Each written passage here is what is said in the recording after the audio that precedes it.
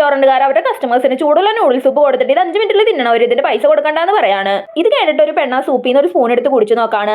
പക്ഷെ ഇവക്ക് അത് കുടിച്ചിട്ട് ചൂടുള്ളതായിട്ട് തോന്നണേ ഇല്ല. അതുകൊണ്ട് അവള് വേഗം വേഗം അത് കുടിച്ചു തീർക്കാണ്.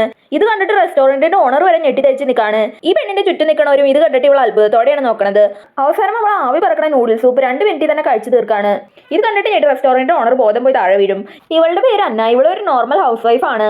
ഇവൾ എന്നും കാലത്ത് 6 മണിക്ക് എണീറ്റിട്ട് അവളുടെ ഹസ്ബൻഡിനും കൊച്ചിനും ബ്രേക്ക്ഫാസ്റ്റ് റെഡിയാക്കി കൊടുത്തിട്ട് അവളും ഒരു സൂപ്പർ മാർക്കറ്റിൽ ജോലിക്ക് പോകും.